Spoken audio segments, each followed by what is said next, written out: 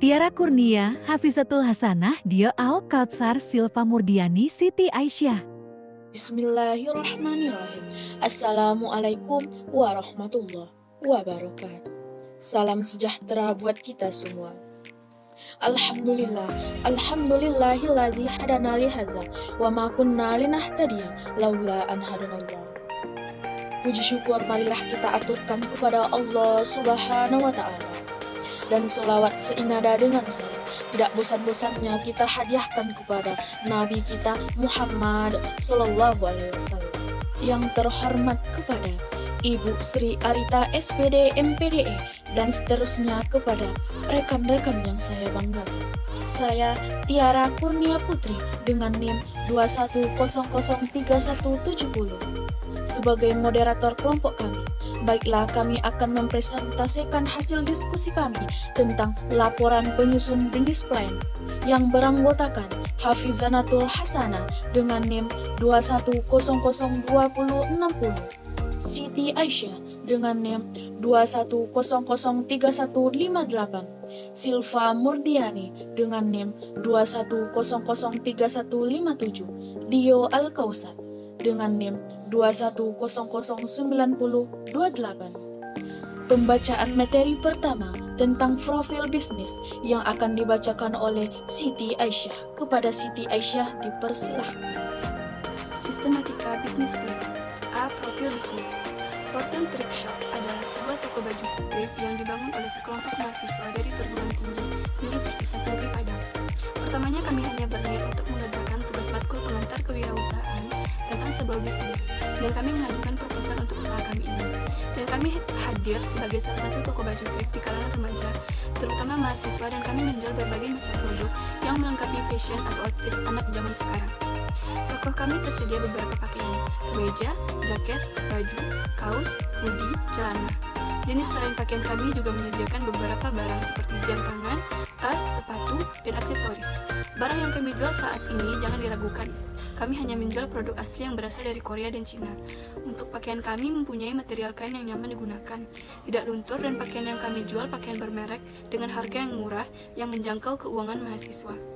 Selain mampir di toko kami juga menyediakan all shop online melalui promosi sosial media seperti WA, IG, dan sosial media lainnya. Terima kasih kami ucapkan kepada Siti Aisyah. Pembacaan materi selanjutnya, market share, yang akan dibacakan oleh Silva Murdiani. Kepada Silva dipersilahkan. Saya akan menjelaskan tentang market share Fortune Thrift Shop. Di setiap produk atau penjualan atau membuka bisnis, setiap barangnya itu ada yang peminatnya lebih tinggi dan ada peminatnya rendah. Contohnya, baju bekas, tas, dan sepatu itu peminatnya lebih tinggi, kira-kira 58%.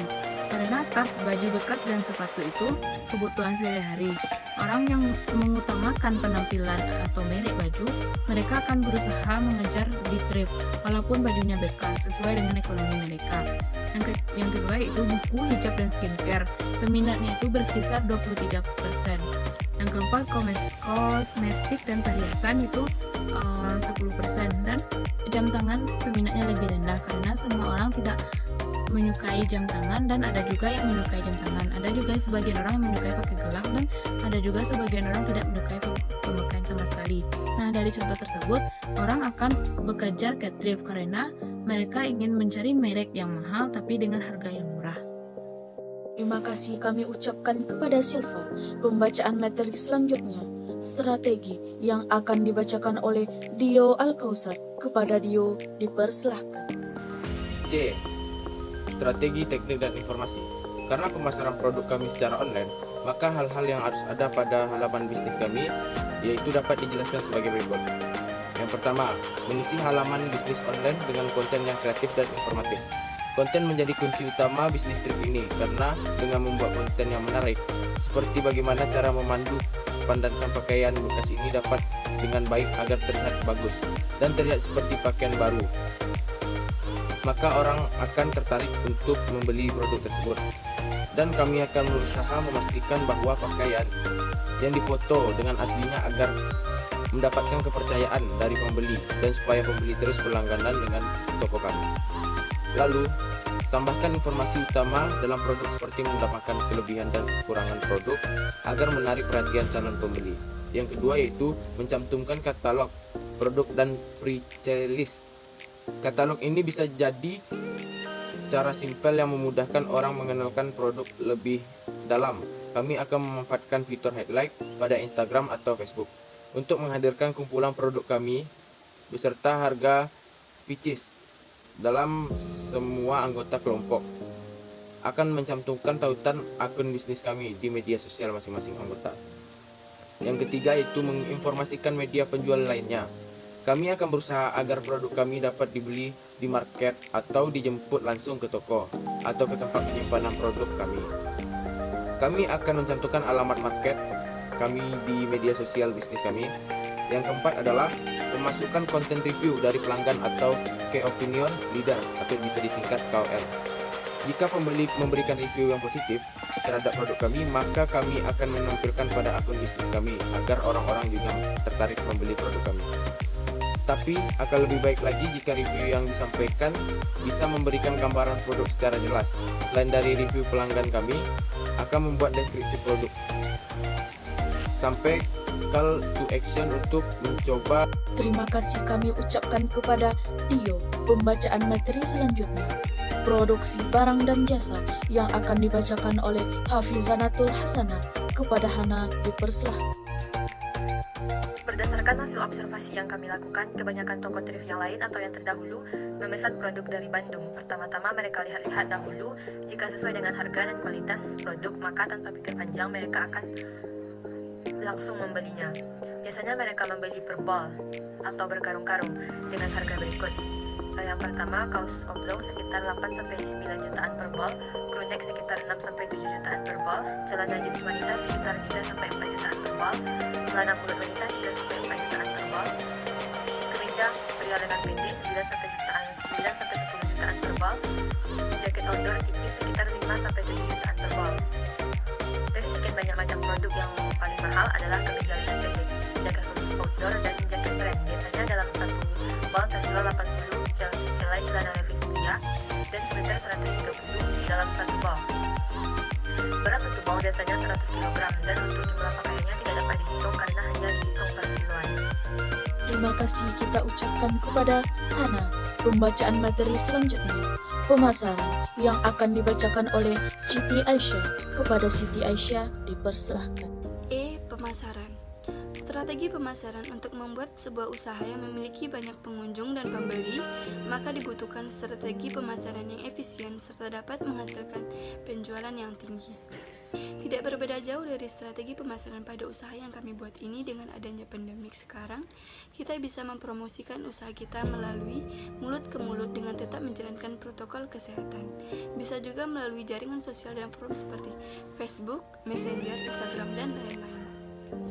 Pemasaran agar usaha bisa diminati orang dengan memberikan potongan harga ongkos kirim, atau dapat juga free ongkir untuk pembelian di atas 5 pieces atau kepada pelanggan yang sudah lebih dari 5 kali membeli produk di online shop kami.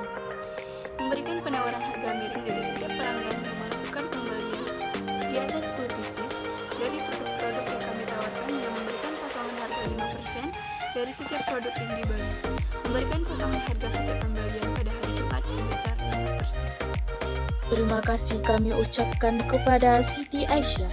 Pembacaan materi tentang analisis persaingan dan resiko yang akan dibacakan oleh Silva Murdiani. Kepada Silva dipersilahkan. Persaingan.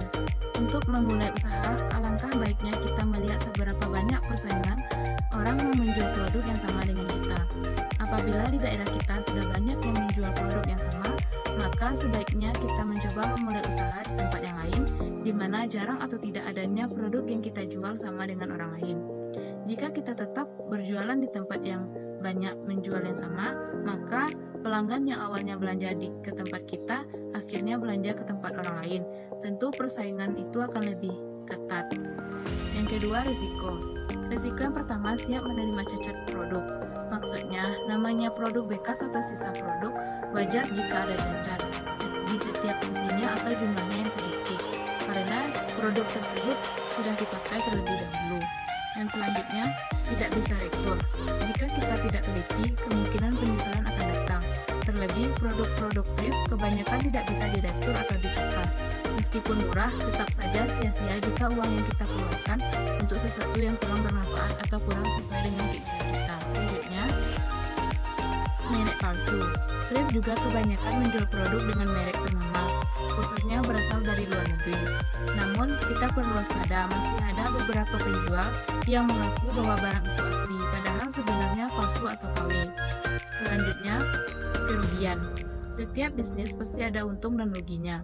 Apabila barang yang kita jual tidak diminati konsumen, sedangkan modalnya besar, maka hal tersebut membuat kita mengalami kerugian.